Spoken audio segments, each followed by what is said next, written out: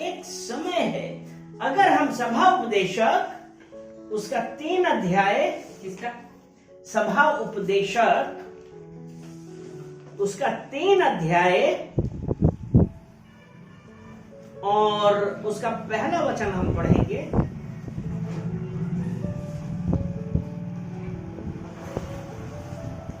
बताए ना, क्या नीति वचन के बाद है? नीति वचन के बाद है। हाँ, सभा उपदेशक।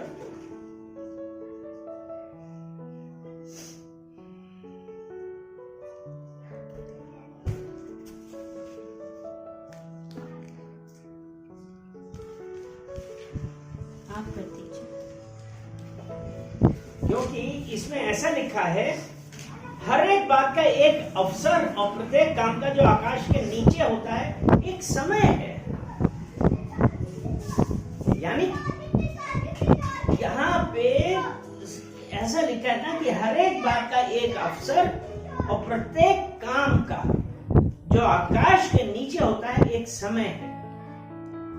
यानी कि जो कुछ भी होता है वो परमेश्वर की इच्छा के अनुसार होता है।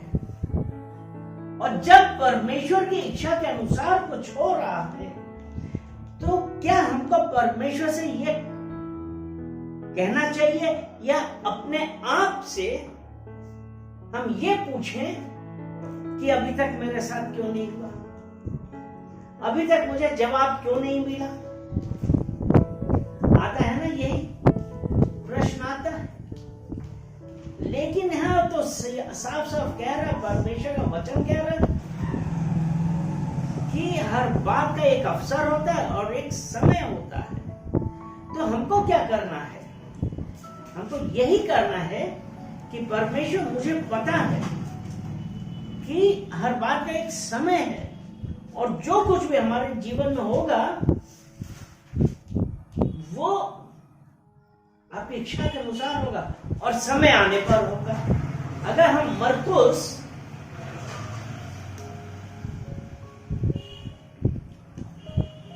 11 निकाले, मरकुस 11, हाँ 11 और उसका 22वां वचन पढ़ें।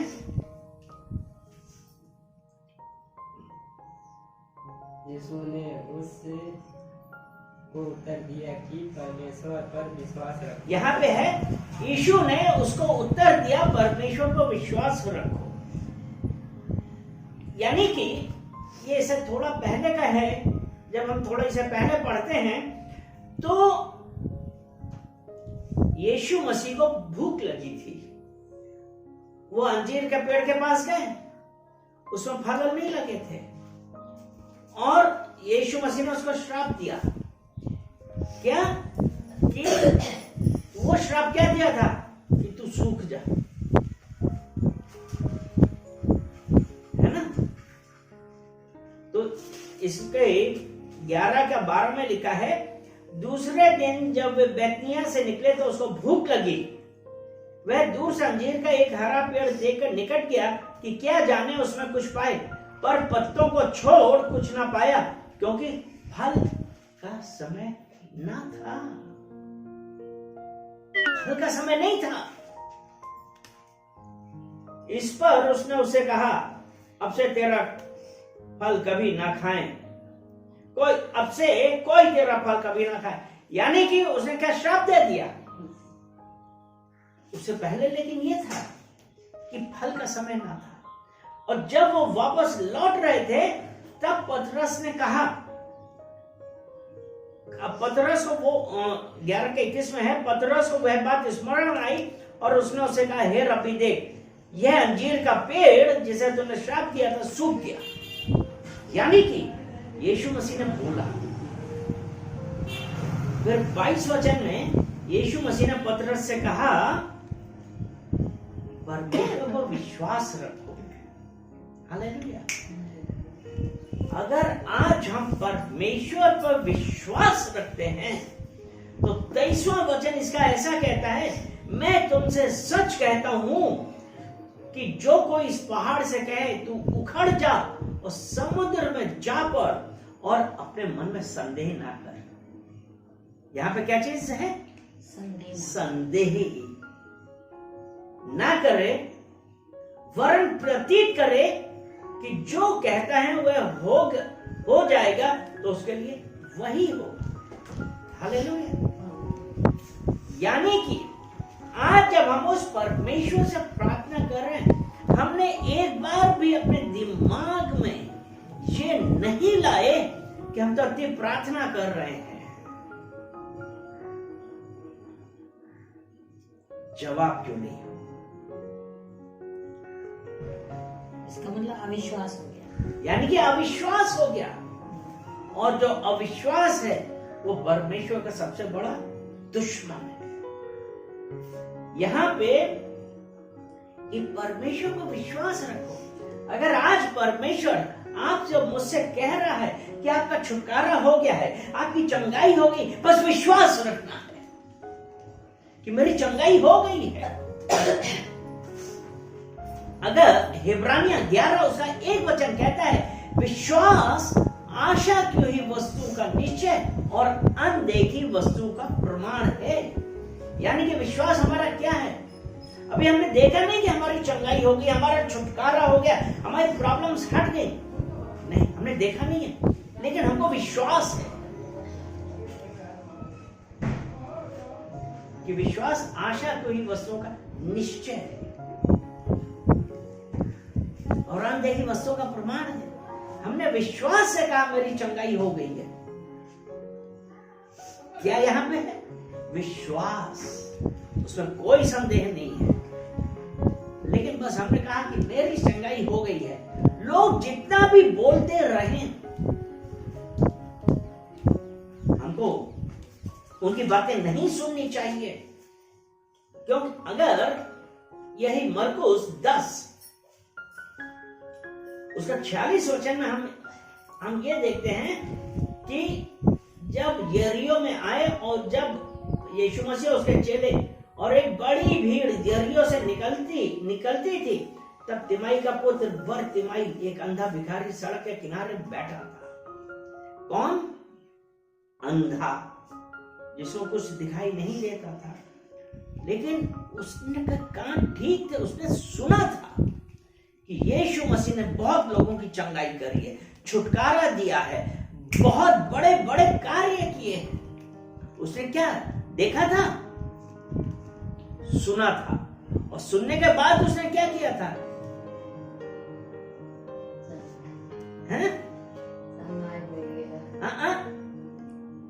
वो जो अंधा आदमी था,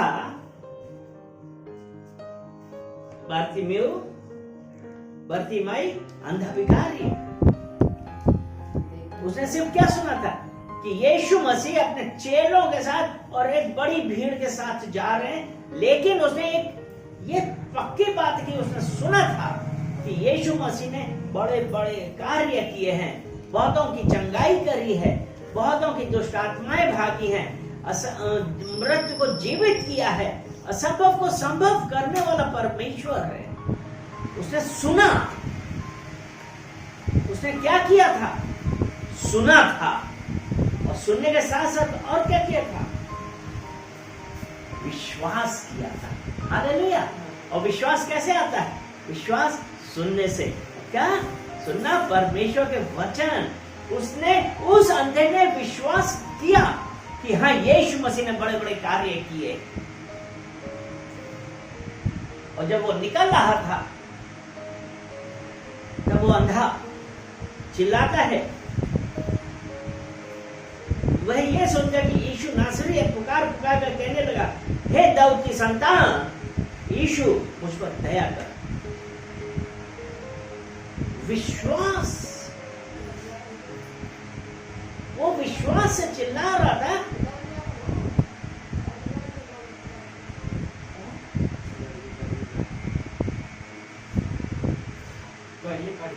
विश्वास से चिल्ला रहा था कि मुझ पर दया कर। यानी कि उस अंधा किस बात का इलाज मांग रहा था? अब यहाँ पे एक चीज जब हम और आगे देखते हैं यहाँ पे, तो वो जितना जितना चिल्ला रहा था, यीशु मसीह के जो शिष्य थे और वो लोग थे, तो क्या वो जो आदमी अंधा विश्वास था कि यीशु मसीह हमारी चंगाई करने वाला है। उस वक्त इस बात की प्रॉब्लम आ गई थी। मतलब जो यीशु मसीह के साथ के लोग थे वो उसे कहने लगे, बहुतों ने उसे डांटा कि चुप रहे। आज हम में से कितने लोग जब कुछ करते हैं, हम में से कितने लोग इवन विश्वासी भी हो कहते हैं कि परमेश्वर तुम्हें नहीं सुनेगा, और हम उसको स्वीकार कर लेते हैं। आज यीशु मसीह ने क्या किया? वो चिल्लाने लगा कि हे दाऊद की संतान मुझ पर दया कर। बहुतों ने उसे डांटा, बहुतों ने उसको क्या किया? उसको डांटा।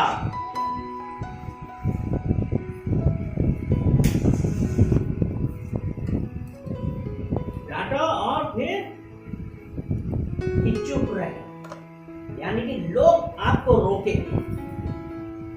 आप विश्वास से यीशु मसीह के पास जाएंगे, शैतान हमारे दिमाग में डालेगा कि क्या हुआ, तुम तो बहुत प्रार्थना कर रहे हो।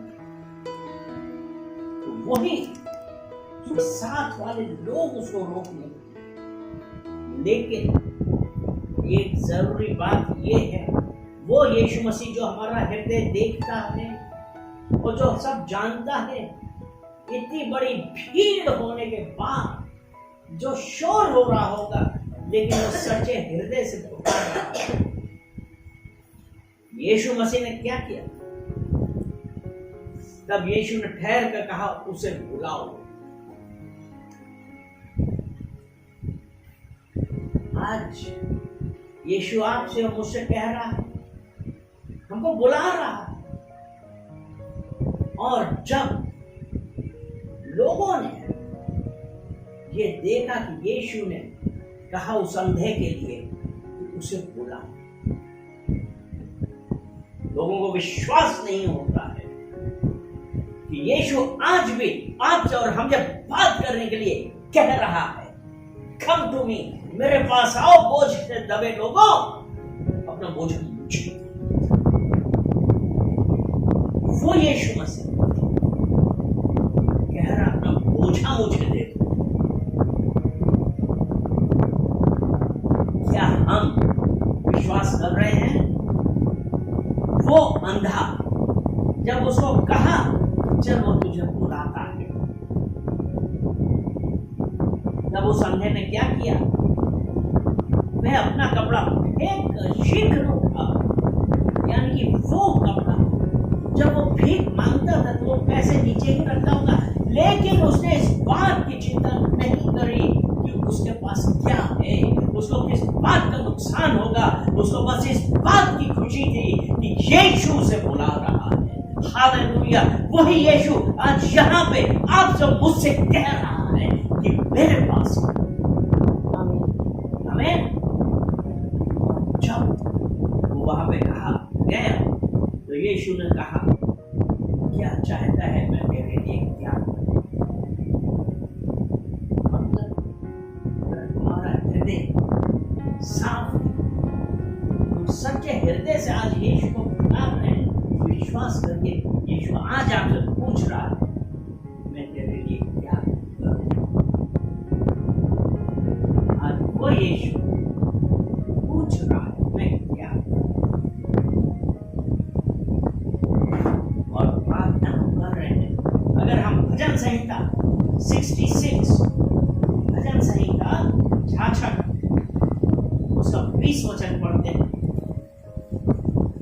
इसमें ऐसा है, धन्य है परमेश्वर जिसने ना तो मेरी प्रार्थना अनसुनी की और ना मुझसे अपनी करुणा दूर कर दी। आमीन। वो यीशु मसीह पूछ रहा है, मैं तुम्हारे लिए क्या करूं? आप एक चीज ये देखिए कि हम कहेंगे, जो आज आप जो प्रार्थना कर रहे थे, यीशु को बुला रहे हैं, तो यीशु पूछ रहा है तेरे लिए क्या करूं? तो हम ये कहेंगे, धन्य है परमेश्वर जिसने ना तो मेरी प्रार्थना अनसुनी की और ना मुझसे अपनी करुणा दूर कर दी। वो परमेश्वर प्रार्थना सुनता है, उसका जवाब देता है, क्योंकि उसकी करुणा सदा की है। क्योंकि परमेश्वर ने आपके लिए और मेरे लिए अपना इकलौता पुत्र दिया। क्योंकि यूहन्ना 3:16 में यही लिखा है कि परमेश्वर ने जगत से ऐसा प्रेम किया कि उसने अपना इकलौता पुत्र दे दिया।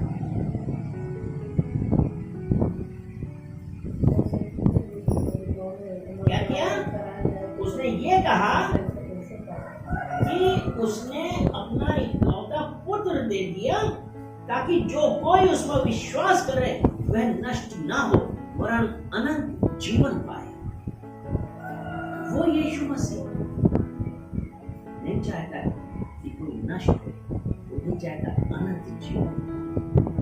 और इसीलिए हम ये कहते हैं कि धन है परमेश्वर जिसने ना तो मेरी प्रार्थना अनसुनी की और ना मुझसे अपनी करुणा दूर कर। ये उसकी महाकरुणा का फल है कि आज हम जीवित हैं। हालेलुया। और भजन संहिता 68 उसका 19 कहता है, धन है प्रभु जो प्रतिदिन हमारा बोझ उठाता है, वही हमारा उद्धार करता परमेश्वर। वो परमेश्वर आज आपसे और हमसे बात कह रहा है, मेरे पास आओ और विश्वास से इस बीमारी को बोलो यीशु मसीह के नाम से। इस पैसे की कमी को विश्वास से बोलिए यीशु मसीह के नाम से। इस प्रॉब्लम को विश्वास से बोलिए यीशु मसीह के नाम से।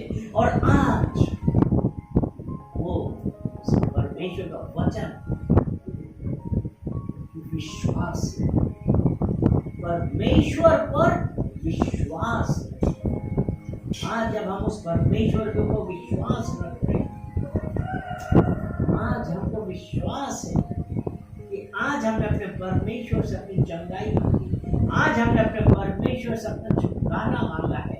मुझे पता है कि समय आने पर परमेश्वर हमारा छुटकारा करेगा, परमेश्वर हमारी चंगाई करेगा। हम परमेश्वर का धन्यवाद देते हैं कि उसने मेरी प्रार्थना क्या की है, अनसुनी नहीं की है, यानी कि उसने मेरी प्रार्थना सुनी।